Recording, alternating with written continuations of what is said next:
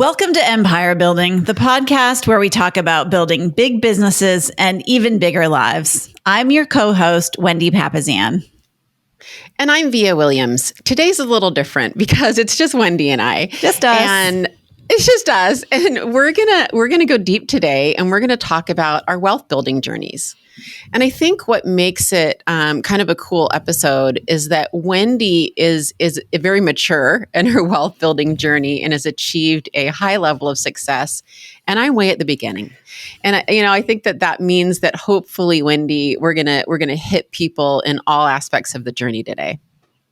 Yeah, absolutely. Well, I'm excited to share. And Sarah and Seychelle just had some minor emergencies this morning, so they apologize that they can't be here with us. But I'd love to know, Via, why don't you just catch us up? I know you shared with us a little bit about your wealth building journey in the last few years, but just tell us kind of where you're at, maybe, I guess, probably like 3 or 4 years ago, and where are you today?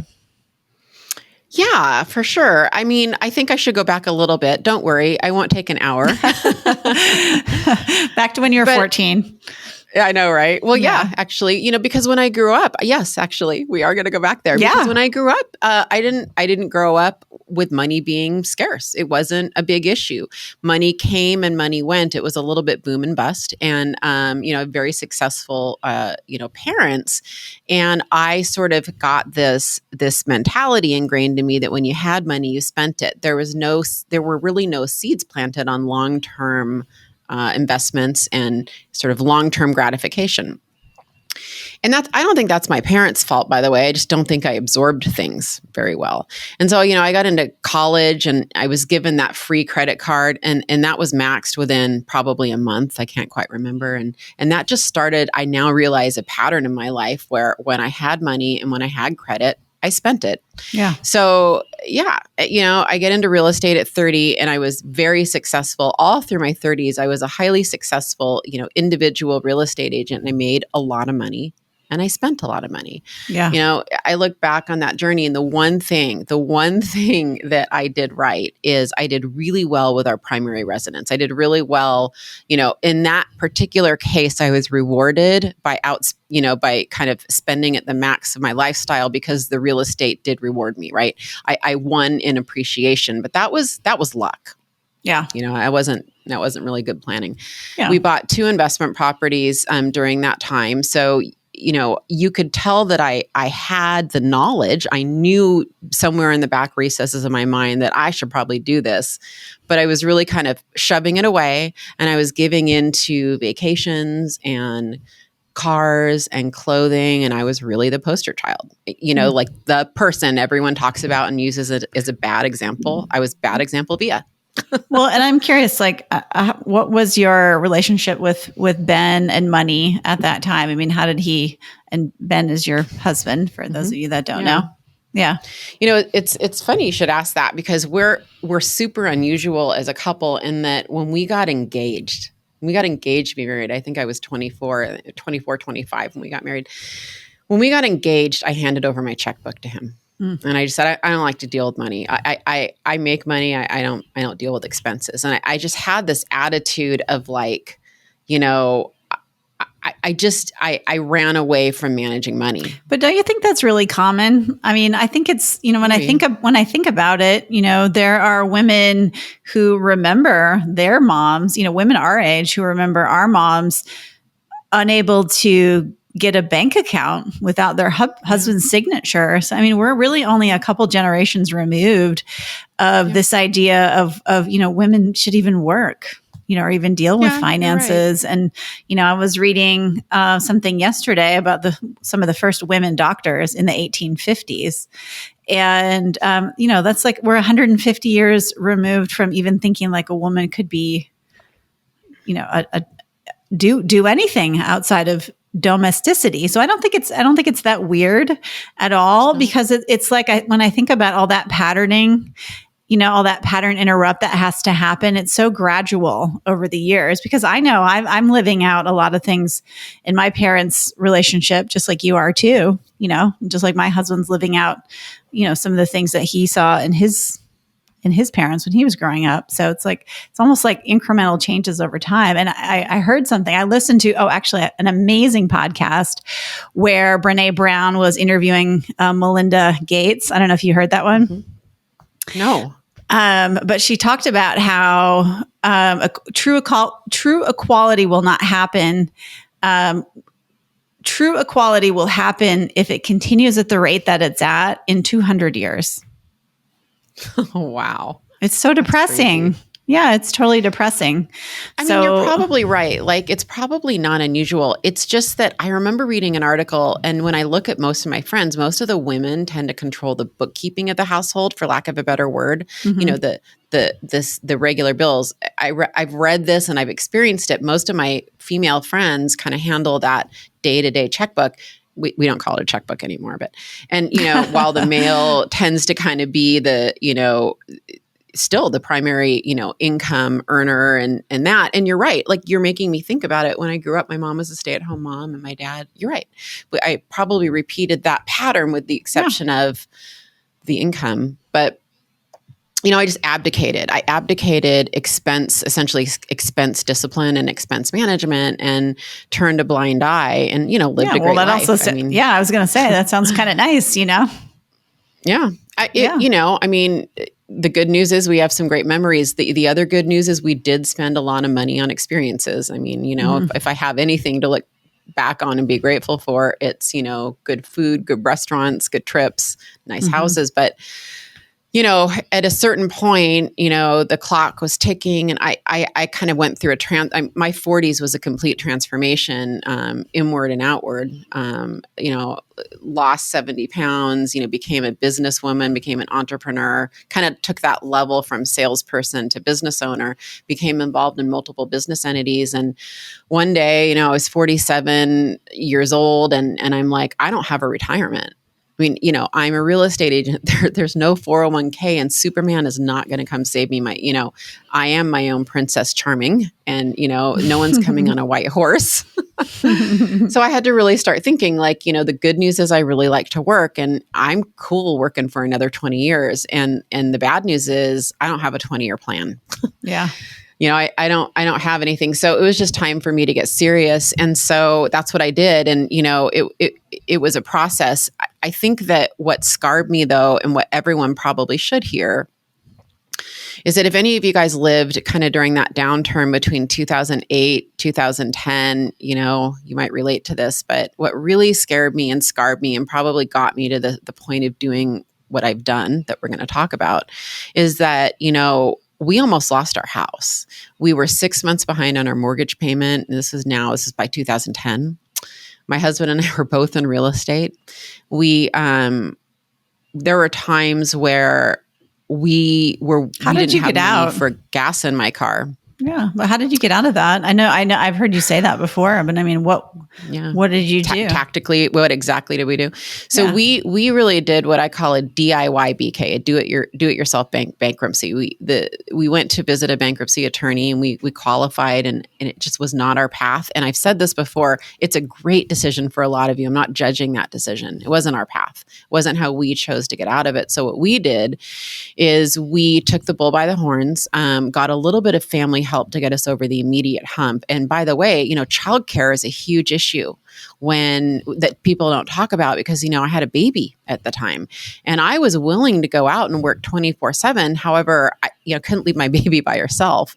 So I have to say, like, family help is huge. That's probably how she ended up so independent, and she isn't. All my kids are extroverted. Independent. They had to be. Yeah, of course. She's super extroverted too. Yeah, that was where we got the most family help, was for childcare. You know, I just wanted to throw that out there, because I think that's a blessing. Huge issue with women. Yeah, what a blessing. Yeah.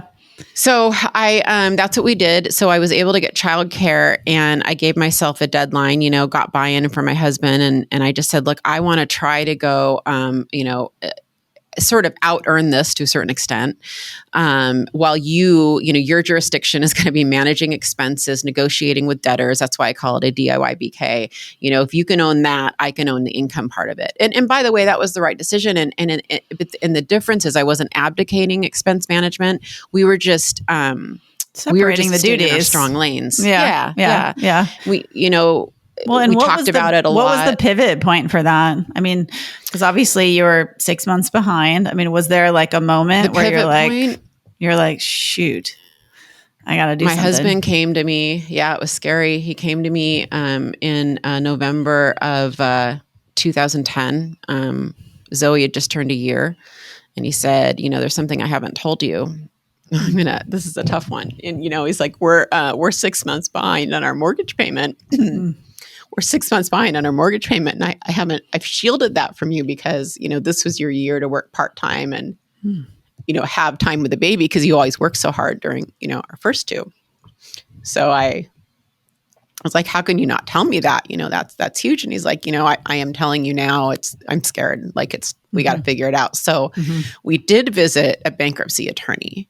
And I think my pivotal moment was, I've never shared this story, was coming down an elevator from the bankruptcy attorney and my knees buckled, physically buckled. And I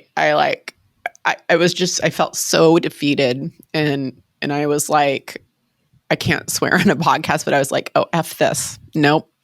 I can't explain that switch that turns on in those moments. And I said, give me 3 months. I want 3 months. Give me 3 months. That's actually what brought me to the brokerage that you and I are both at right now, is that I just knew I had to make a drastic change. And I came, I can't explain how hard I worked. It was like, I remember going to open houses and going, I will sell a house today. And just like Superman eyes, anyone who walked in and, and I did. I remember selling a house that weekend and, and I had a great year. I sold 9.6 million in real estate that year after kind of being part-time, just enough to kind of between Ben's negotiations with the debtors and, with him doing that and me doing that, we kind of got out of that survival mode into, kind of maybe like a little bit above that survival threshold. Right. And then, then over the next few years, it's just a matter of reserves and debt reduction, which we've talked already about on our debt reductions. I've lived all of this, everything we talked about, I've lived. And then there was a point, again, where, we were at financial stability, we were making a lot of money. And that's sort of what led me to, I was about 48 years old. And I was like, what am I doing now? I mean, it was like we got out of that whole cycle, if you will. And it naturally felt like it was really time to now start planning for the future. Yeah. So, it was dramatic and, it was dramatic enough that we sold that. We sold our house and we moved to, our 3 kids to a fixer-upper with, really 1988 original fixer-upper. And we just committed to living there and until we could afford to remodel it cash. I mean, that we weren't going to go into debt anymore. Unless it was mortgage debt. And so it's been about a 10-year journey for you from that low point. And so tell us where are you now? So, it's exciting where we are now because we remargined essentially our lives so that we could live, below our means. And so, and a big part of that, I'm sorry to interrupt, but I just want everyone to understand, a big part of that was really selling your house, right? You were in a huge part of it, beautiful house, a wonderful neighborhood. And you said, this is going to be the fastest and the easiest way to get us where we need to go so that we can, kind of make these other goals happen. Is that right? Correct. Yeah, okay. That was a huge part of it. You're right. Yep. And so, we did that. And then the second thing I did is, for the first time in, I don't know, almost 20 years, I took a job, right? Like a W-2 job, which was a huge lifestyle change from, growing this big real estate business to just, doing that. But I did it because I had a clear understanding at that point that if Ben and I could pay our living expenses with our salaries, then I was keenly aware that if I could side hustle other income in, which I had plans to do, that could be used for reserve fund and for investment and the other things. And so all of these thoughts were kind of coming together. They kind of came together in a 90-day period. It's so funny. You'll ponder something for a year and then boom, right? So we moved. I took a new job within 90 days. And within another month later, I tracked our net worth for the first time in my life.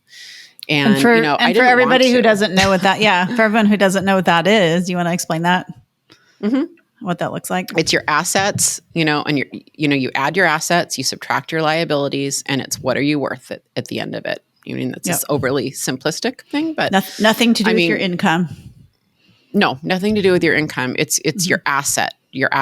What do you own? What do you owe? What's left over? And as you know, what was left over was negative. We were still in debt.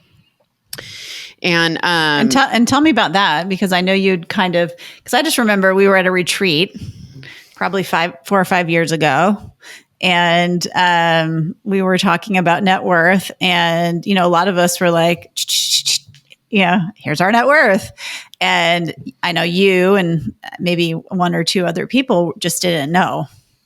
Yeah. And so is that kind of what sent you down that road, or or was it something else? I say it a lot that that the influences in my life are flat out what got me here. You and one other person are two huge influences in my life. So 100%, it was a combination of you and other men, and then just the tribe in general, our tribe of women, in general.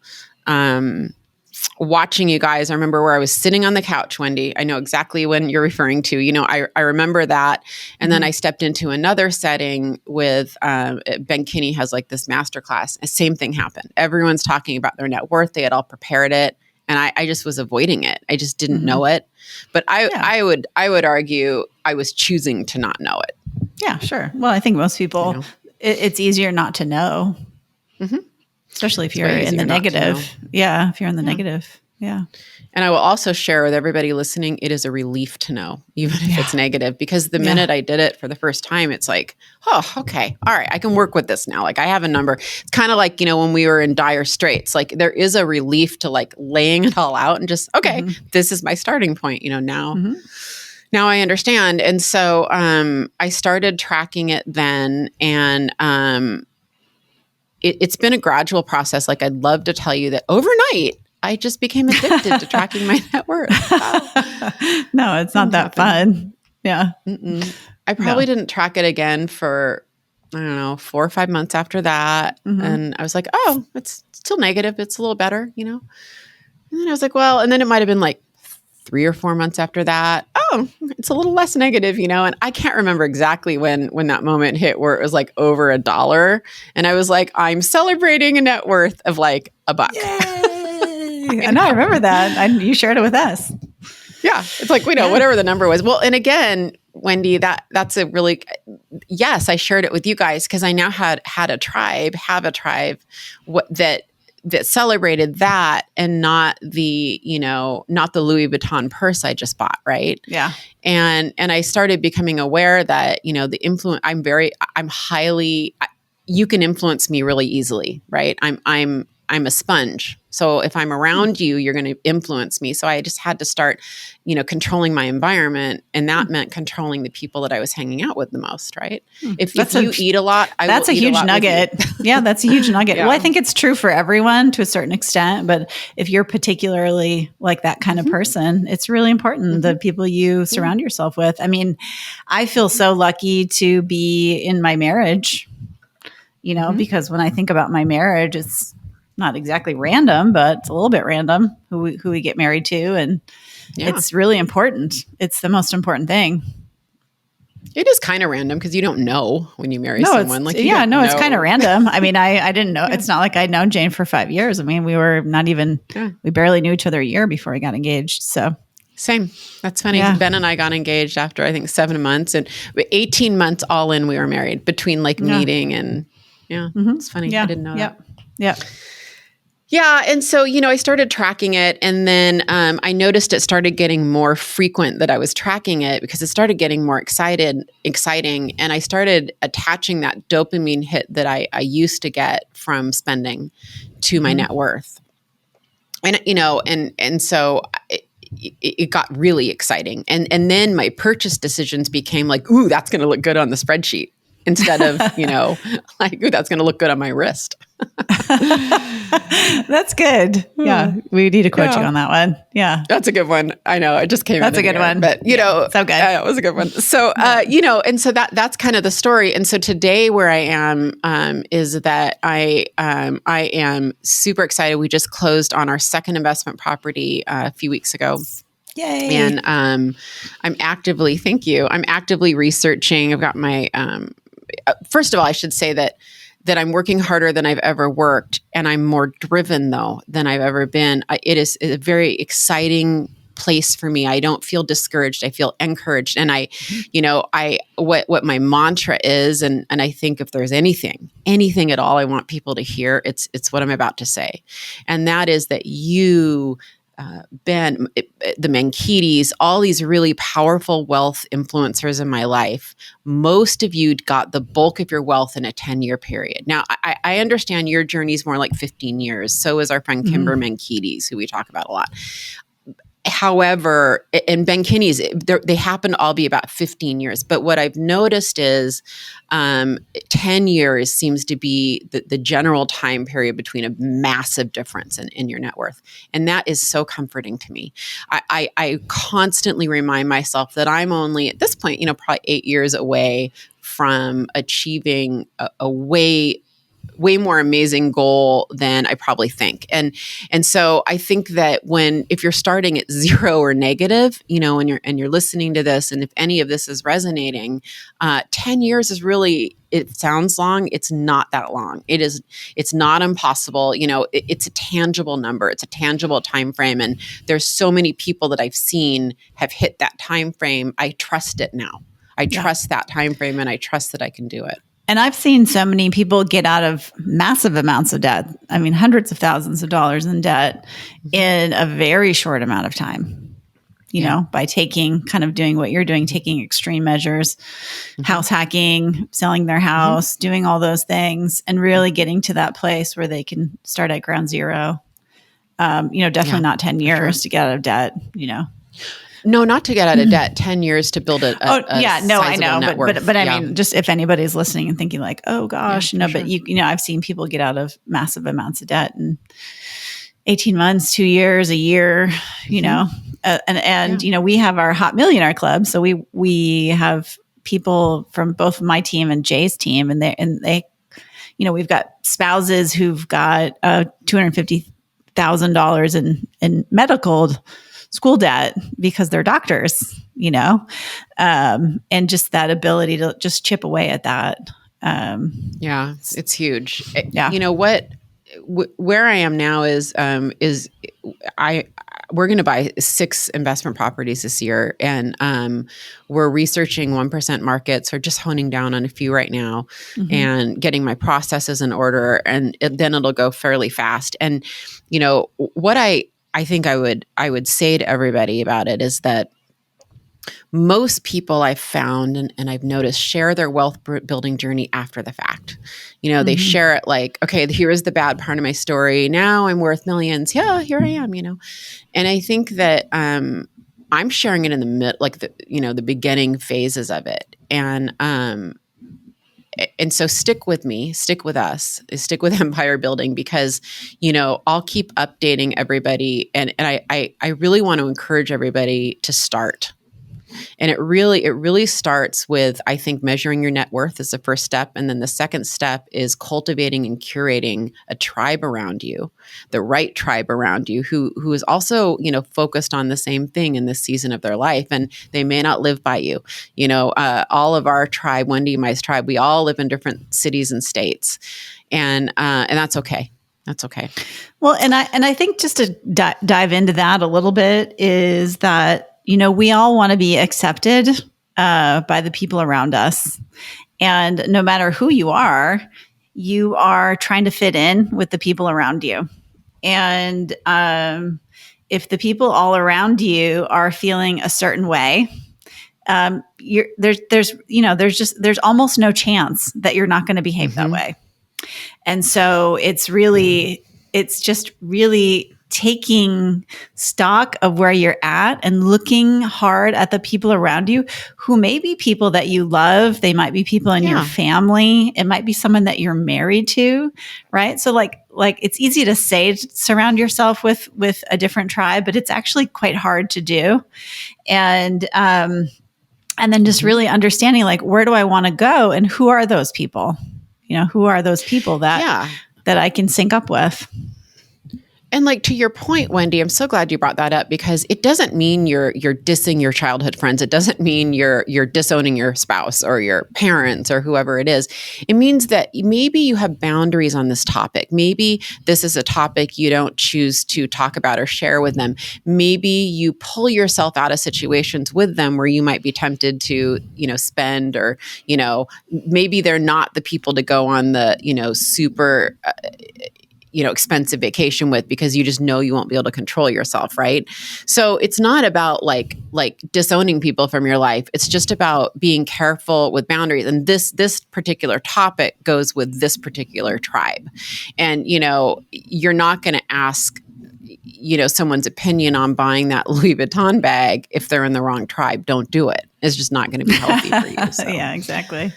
Yeah, great. Yeah. Well, guys, what a great episode. First of all, Via, thank you for always being so authentic and vulnerable and sharing yourself with us, because I always learn a lot from your vulnerability. And so I really appreciate that in you. And wow, tons of nuggets today. So for me, figure out your net worth, even if it's scary, even if it's negative, you got to have that baseline. Otherwise, you don't know where you're going to go.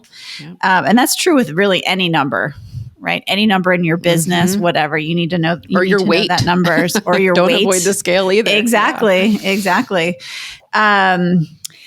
This idea of changing your viewpoint about where the dopamine comes, right? So thinking like, oh, it's going to show up looking great on my spreadsheet instead of on my wrist. I love that. Huge nugget. And then this idea of saying no to say yes, right? So saying no to the bigger house, saying no to, maybe a house that's been remodeled or looks fantastic, so that you can say yes to what matters in the future, especially for people who are self-employed, right? We are the ones most vulnerable to ending up at the end of our life with nothing. I personally don't want to be there. And then really the last nugget is who you surround yourself not only matters, but it's everything. It's absolutely everything. And so your partner, your family, the friends that you choose to spend time with is really everything. And if you don't like where you're at, right, financially or otherwise, then you have to take a hard look at who you've got around you, and probably you need to make some changes. Yeah. And so anyway, guys, thank you for listening to Via's wealth building journey. It's been super powerful, and we'll catch you next time. Thank you, everybody. Bye, guys. Bye.